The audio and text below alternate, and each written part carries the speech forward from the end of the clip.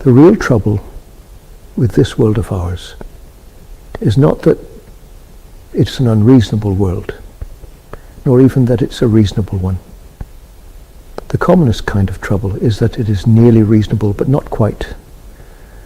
Life is not an illogicality, yet it is a trap for logicians. It looks just a little more mathematical and regular than it is. Its exactitude is obvious, but its inexactitude is hidden. Its wildness lies in wait. I give one coarse instance of what I mean. Suppose some mathematical creature from the moon were to reckon up the human body. He would at once see that the essential thing about it was that it was duplicate. A man is two men, he on the right, exactly resembling him on the left. Having noted that there was an arm on the right, and one on the left, a leg on the right, and one on the left, he might go further and still find on each side the same number of fingers, the same number of toes, twin eyes, twin ears, twin nostrils, and even twin lobes of the brain. At last he would take it as a law, and then, where he found a heart on one side, would deduce that there was another heart on the other. And just then, where he most felt he was right, he would be wrong. It is this silent swerving from accuracy by an inch that is the uncanny element in everything. It seems a sort of secret treason in the universe. An apple or an orange is round enough to get itself called round, and yet is not round after all. The earth itself is shaped like an orange in order to lure some simple astronomer into calling it a globe. A blade of grass is called after the blade of a sword because it comes to a point. But it doesn't. Everywhere in things there is this element of the quiet and incalculable. It escapes the rationalists, but it never escapes till the last moment. From the grand curve of our earth, it could easily be inferred that every inch of it was thus curved. It would seem rational that as a man has a brain on both sides, he should have a heart on both sides. Yet scientific men are still organizing expeditions to find the North Pole because they're so fond of flat country. Scientific men are also still organizing expeditions to find a man's heart. And when they try to find it, they generally get on the wrong side of him. Now, actual insight or inspiration is best tested by whether it guesses these hidden malformations or surprises. If our mathematician from the moon saw the two arms and the two ears, he might deduce the two shoulder blades and the two halves of the brain. But if he guessed that the man's heart was in the right place, then I should call him something more than a mathematician. Now, this is exactly the claim which I have since come to propound for Christianity.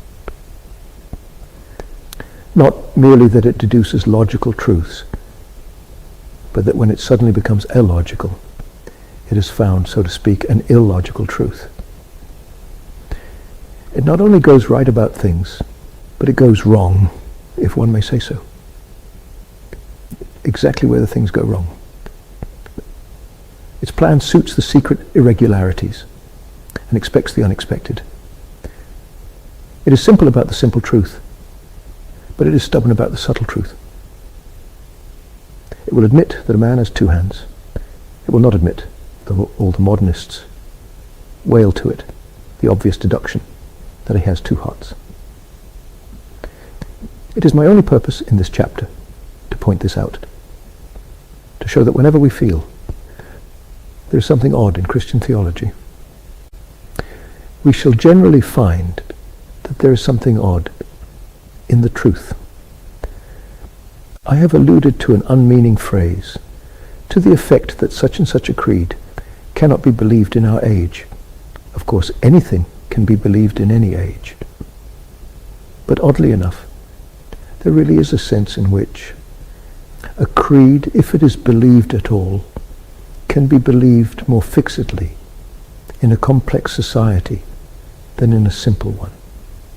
If a man finds Christianity true in Birmingham, he has actually clearer reasons for faith than if he had found it true in Mercia.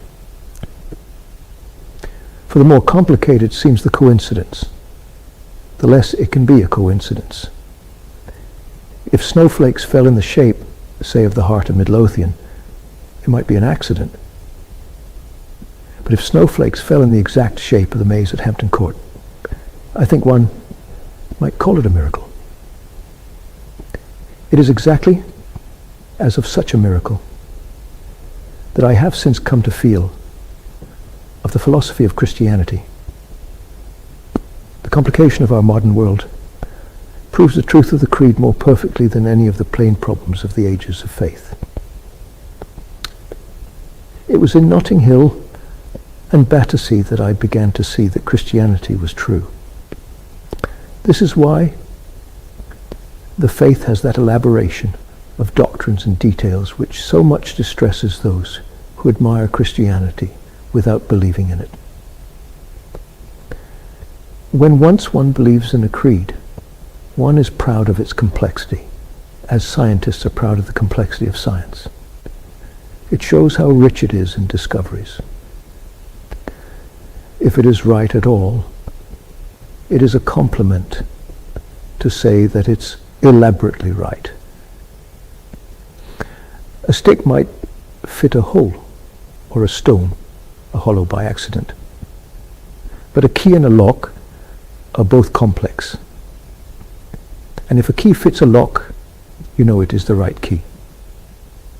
But this involved accuracy of the thing makes it very difficult to do what I now have to do, to describe this accumulation of truth. It is very hard for a man to defend anything of which he is entirely convinced. It is comparatively easy when he is only partially convinced. He is partially convinced because he has found this or that proof of the thing, and he can expound it. But a man is not really convinced of a philosophic theory when he finds that something proves it. He's only really convinced when he finds that everything proves it. And the more converging reasons he finds pointing to this conviction, the more bewildered he is, if asked suddenly to sum them up. Thus, if one asked an ordinary intelligent man on the spur of the moment, "Why do you prefer civilization to savagery?" he would look wildly round at object after object, and would only be able to answer vaguely. Why, there is that bookcase, and the coals in the coal scuttle, and pianos, and policemen. The whole case for civilization is that the case for it is complex. It has done so many things. But that very multiplicity of proof which ought to make reply overwhelming makes reply impossible. There is therefore about all complete conviction a kind of huge helplessness. The belief is so big that it takes a long time to get it into action. And this hesitation chiefly arises, oddly enough, from an indifference about where one should begin. All roads lead to Rome, which is one reason why many people never get there. In the case of this defense of the Christian conviction, I confess that I would as soon begin the argument with one thing as another. I would begin it with a turnip or a taximeter cap. But if I am to be at all careful about making my meaning clear, it will, I think, be wiser to continue the current arguments of the last chapter, which was concerned to urge the first of these mystical coincidences, or rather ratifications. All I had hitherto heard of Christian theology had alienated me from it. I was a pagan at the age of 12 and a complete agnostic by the age of 16. And I cannot understand anyone passing the age of 17 without having asked himself so simple a question: I did indeed retain a cloudy reverence for a cosmic deity and a great historical interest in the founder of Christianity. But I certainly regarded him as a man, though perhaps I thought that even in that point he had an advantage over some of his modern critics. I read the scientific and skeptical literature of my time, all of it, at least that I could find, written in English and lying about, and I read nothing else. I read nothing else on any other note of philosophy. The penny dreadfuls, which I also read, were indeed in a healthy and heroic tradition of Christianity. But I did not know this at the time. I never read a line of Christian apologetics. I read as little as I can of them now. It was Huxley and Herbert Spencer and Bradlaugh who brought me back to orthodox theology. They sowed in my mind my first wild doubts of doubt. Our grandmothers were quite right when they said that Tom Paine and the freethinkers unsettled the mind. They do. They unsettled mine horribly. The rationalist made me question whether reason was of any use whatever. And when I had finished Herbert Spencer, I had got as far as doubting, for the first time, whether evolution had occurred at all. As I laid down the last of Colonel Ingersoll's atheistic lectures, the dreadful thought broke across my mind. Almost thou persuadest me to be a Christian. I was in a desperate way. This odd effect of the great agnostics in arousing doubts deeper than their own might be illustrated in many ways. I take only one. As I read and reread all the non-Christian or anti-Christian accounts of the faith, from Huxley to Bradlaugh, a slow and awful impression grew gradually, but graphically, upon my mind. The impression that Christianity must be a most extraordinary thing. For not only, as I understood, had Christianity the most flaming vices, but it had, apparently, a mystical talent for combining vices which seemed inconsistent with each other. It was attacked on all sides, and for all contradictory reasons.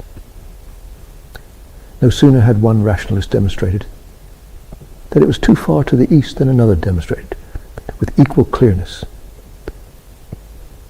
that it was much too far to the west. No sooner had my indignation died down at its angular and aggressive squareness than I was called up again to notice and condemn its enervating and sensual roundness.